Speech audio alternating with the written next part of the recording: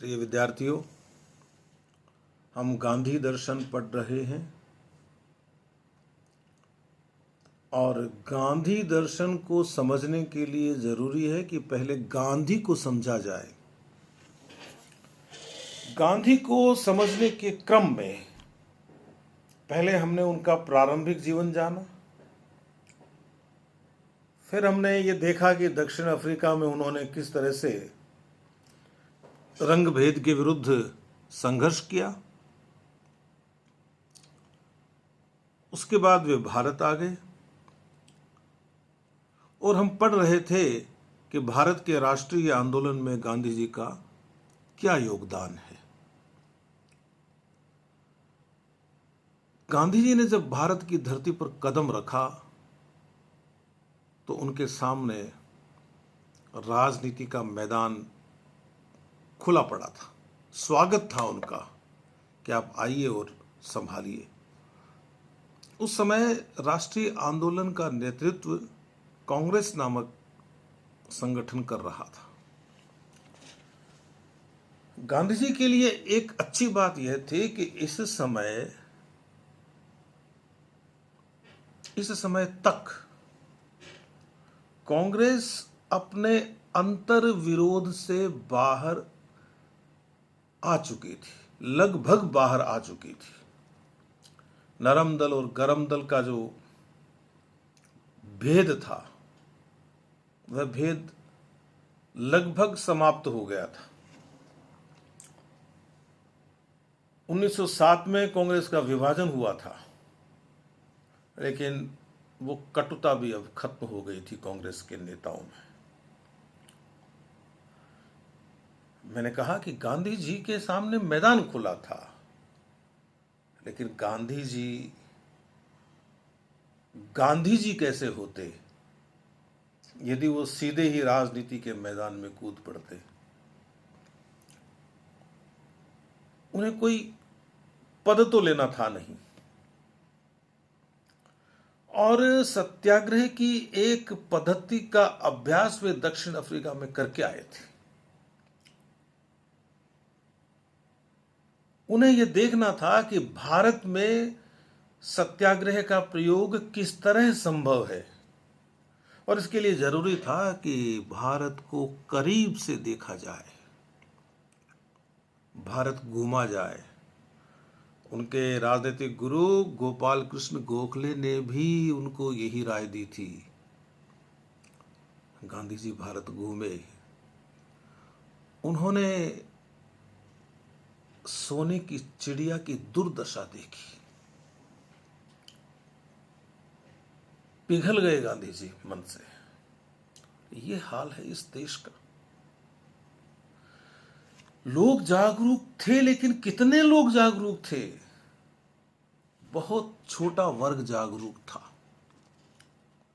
ऐसा नहीं है कि अंग्रेजों के प्रति असंतोष नहीं था लोगों में, लेकिन अंग्रेजों के अत्याचार को इस देश के आम आदमी ने नियति मान लिया था। नियति के इस भ्रम को, अंग्रेजों के अत्याचार नियति के कारण है, यह जो भ्रम बना था, इस भ्रम को तोड़ने का निर्णय गांधी जी ने लिया।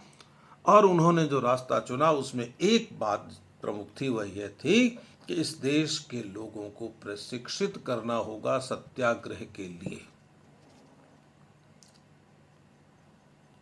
साथ ही वो साबरमती में अपना आश्रम बनाने लग गए, और उनके सामने 3 चुनौतियां आई: चंपारण, अहमदाबाद और खेड़ा।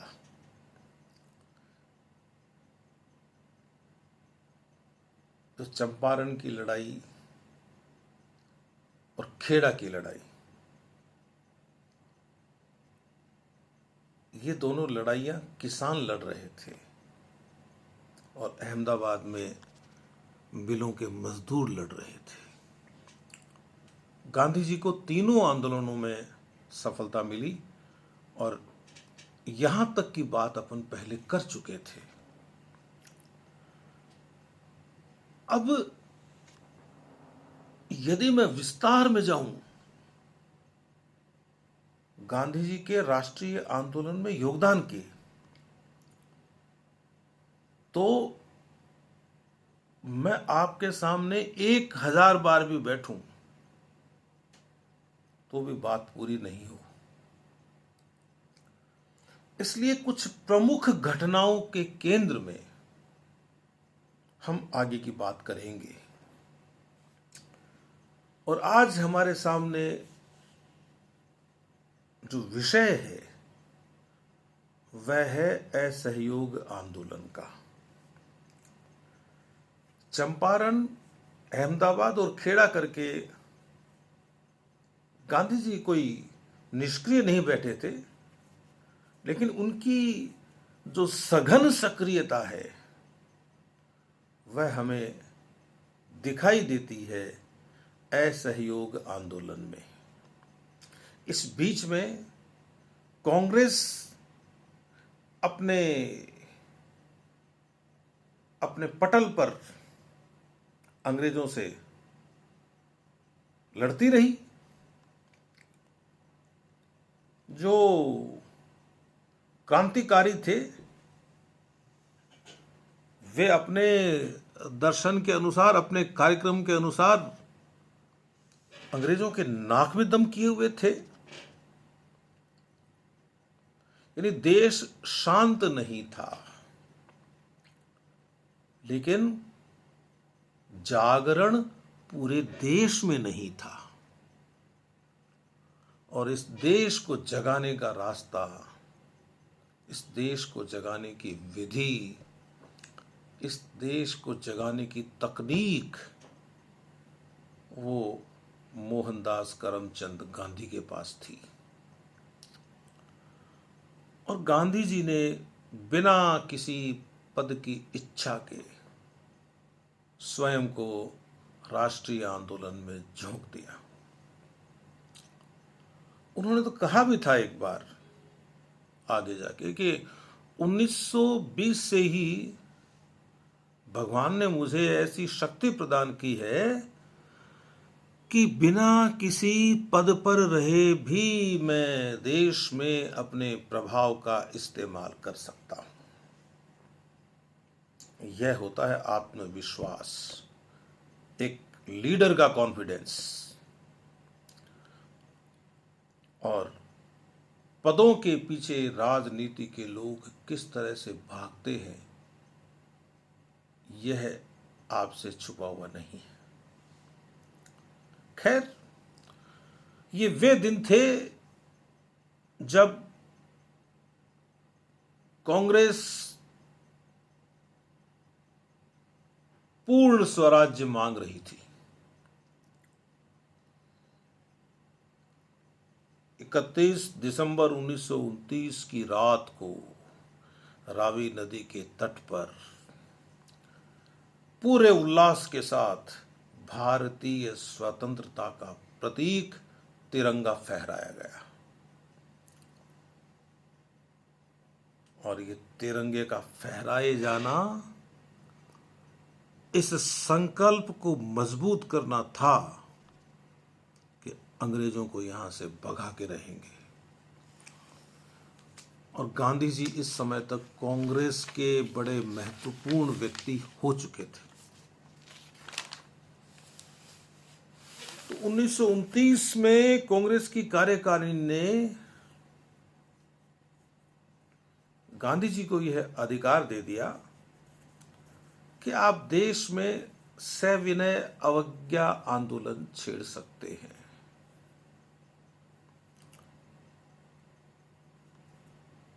और जो कार्यकारिणी थी उसने यह भी कह दिया कि इसकी प्रविधि क्या होगी, इसकी टेक्निक क्या होगी, यह आप जो बताएंगे वही होगी। तो गांधी जी ने इसे स्वीकार कर लिया। उनकी अंग्रेजों से बात भी चल रही थी लगातार। तो उन्होंने एक 11 सूत्री मांग पत्र भी पेश किया हुआ था, जिसे लॉर्ड इरविन ने अनदेखा कर दिया था। तो गांधी जी ने एक नया मुद्दा पकड़ा। उनका कहना यह था कि अंग्रेज सरकार नमक पर किस बात का कर लगा रही है? नमक बनाने पर। जमीन हमारी है, समुद्र हमारा है, पानी हमारा है, तो उस पानी से नमक बनाने का अधिकार भी हमारा है, और वो नमक हम ही खा रहे हैं, हम बेच नहीं रहे हैं कहीं ले जाके। और इस नमक कर का अपना एक अलग विज्ञान है, जो कभी अवसर आएगा तो मैं आपको बताऊंगा। अभी आप इतना ही समझ लीजिए कि अंग्रेजों ने नमक बनाने पर कर लगा दिया था, और गांधी जी ने कहा कि यह कर अन्यायपूर्ण है। आप हमसे, हमारे देश में, हमारे सागर से, हमारे पानी से, हमारे काम आने वाले नमक के बनाने पर टैक्स नहीं लगा सकते, और यदि आप ये टैक्स लगाएंगे तो हम सविनय अवज्ञा आंदोलन करेंगे। हम सिविल डिसओबीडियंस मूवमेंट चलाएंगे, हम सिविल नाफरमानी आंदोलन चलाएंगे। तो गांधी जी ने कहा कि नमक कोई पानी से अलग चीज नहीं है, जिस पर टैक्स लगा के और आप करोड़ों लोगों को सता लो। यह कर अमानवीय है, अविवेकपूर्ण है, और सरकार को इस पर तुरंत विचार करना चाहिए। गांधी जी ने 2 मार्च 1930 को वायसराय को पत्र लिखा। देखिए, मैं आपको गांधी जी के राष्ट्रीय आंदोलन में योगदान की बात बता रहा हूं, और मैं थोड़ा रुक रुक कर चलूंगा। उसका कारण है कि यदि आप राष्ट्रीय आंदोलन में गांधी जी की भूमिका का थोड़ा सा खुलासा कर लें, तो उनका दर्शन समझने में आपको दिक्कत नहीं आएगी।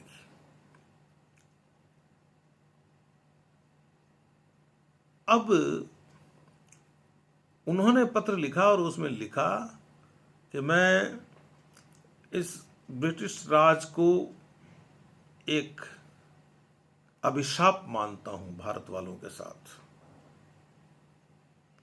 कि आपने लगातार शोषण करके और इस देश को गरीब बना दिया है, और हमारी स्थिति तो गुलामों जैसी हो गई है।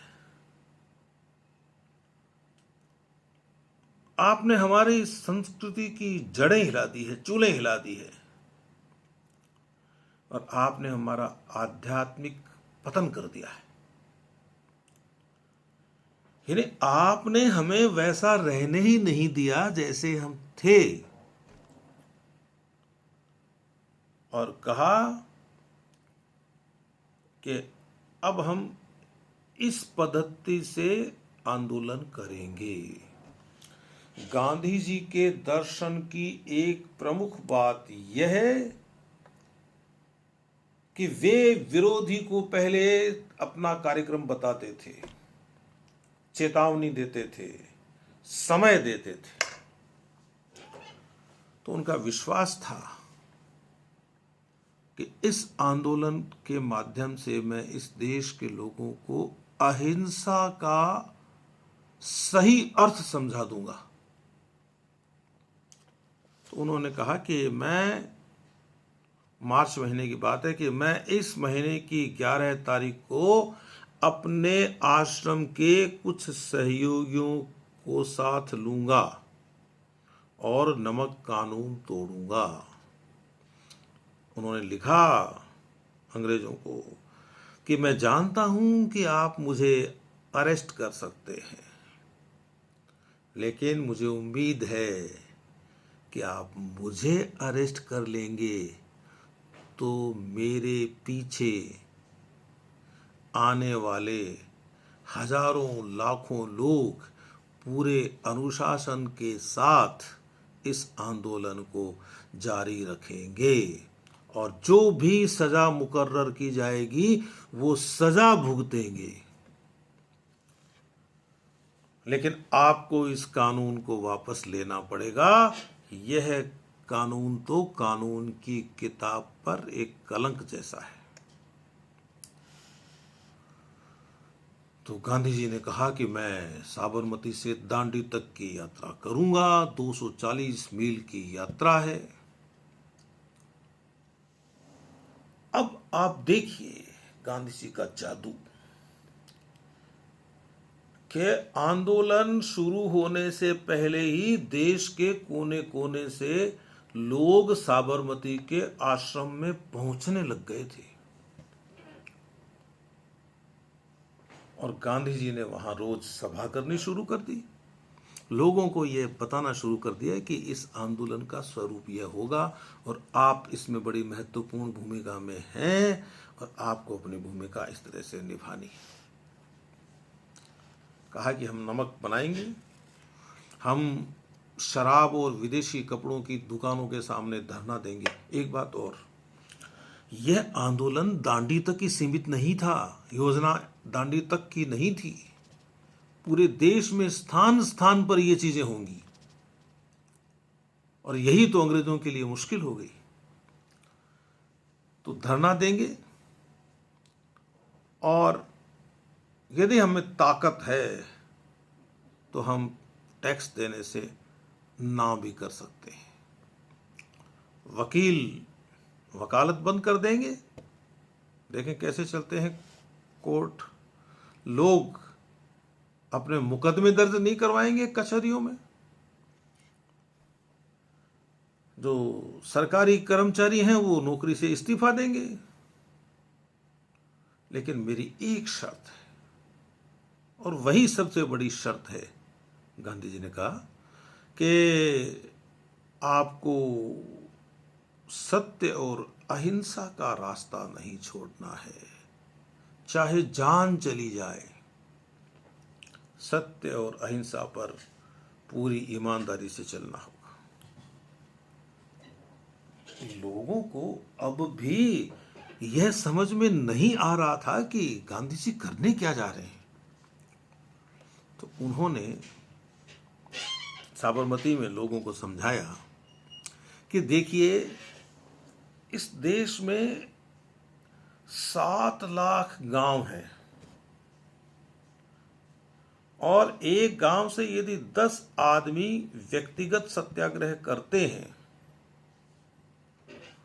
तो आप बताइए कितने लोग सत्याग्रह करेंगे। और क्या इतने सारे लोगों पर, चाहे अंग्रेज कितने ही क्रूर हों, तोपें नहीं चलाई जा सकती। इतने लोगों को एक साथ नहीं मारा जा सकता। किस स्थिति में? उस स्थिति में जब ये लोग हिंसा का जवाब हिंसा से नहीं देंगे। उन्होंने लोगों को समझाया। आप समझिए वास्तव में ये सिविल नाफरमानी क्या है, गांधी जी का दर्शन क्या है, इस माध्यम से समझिए।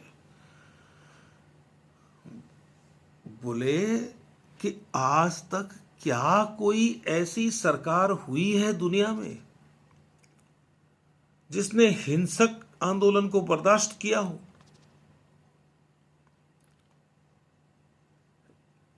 और लोगों से पूछा कि यदि आपको यह पता होता कि वहां बम चलेंगे, गोलियां चलेंगी, तो क्या आप यहां आते? आप नहीं आते। आपके पास ये समाचार पहुंचा है कि गांधी जी का आंदोलनकारी अपनी ओर से हिंसा का जवाब अहिंसा से देगा, तो आप इसलिए आए कि आपको पता है कि एक पक्ष कितनी हिंसा करेगा। तो लोगों को यह बात समझ में आई और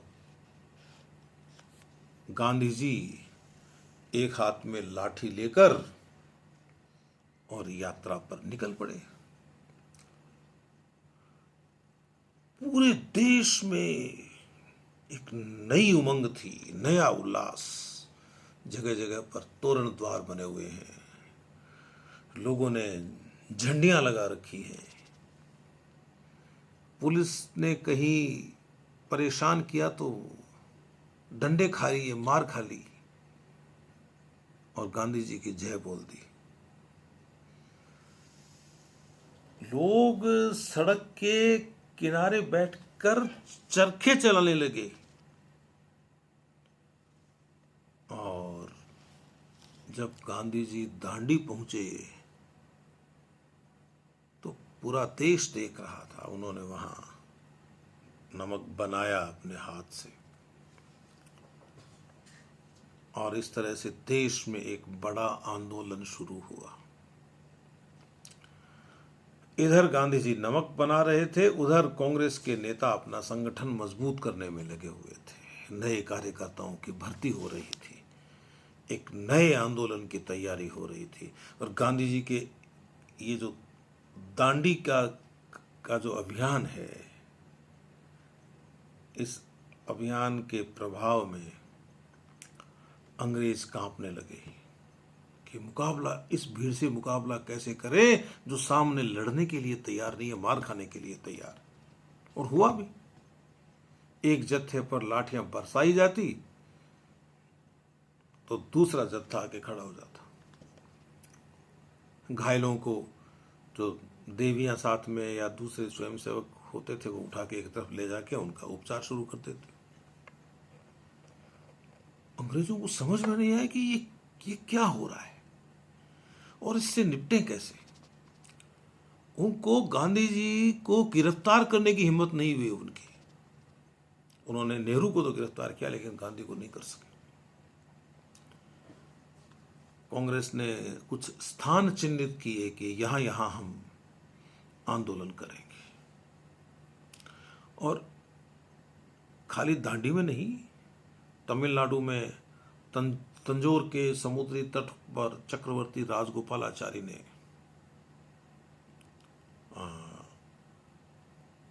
अभियान चलाया। त्रिचनापल्ली से वेदारण्यम तक की यात्रा प्रारंभ की।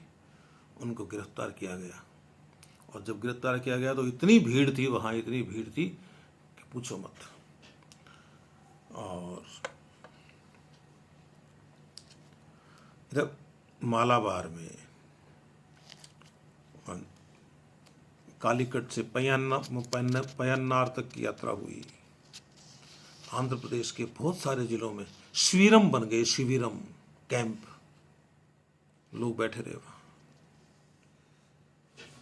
और मैंने कहा ना कि गांधी जी को गिरफ्तार करने की हिम्मत नहीं हुई। 14 अप्रैल को नेहरू को जरूर गिरफ्तार किया गया। पेशावर में आंदोलन चल रहा है। खान अब्दुल गफ्फार खान, जिन्हें सीमांत गांधी नाम दिया गया बाद में, जिनका संगठन था लाल कुर्ती, उन्होंने वहां आंदोलन कर दिया। और पेशावर का आंदोलन इसलिए महत्वपूर्ण है कि वहां आंदोलनकारियों से निपटने के लिए जो गढ़वाल रेजिमेंट भेजी गई थी, उसके सिपाहियों ने निहत्थी भीड़ पर गोली चलाने से इनकार कर दिया। और गांधी जी यही चाहते थे। तो यह सविनय अवज्ञा आंदोलन का एक भाग है। जब अगली बार मिलेंगे तो सविनय अवज्ञा आंदोलन की शेष रही बातें करेंगे। तब तक के लिए आप मुझे अनुमति दीजिए।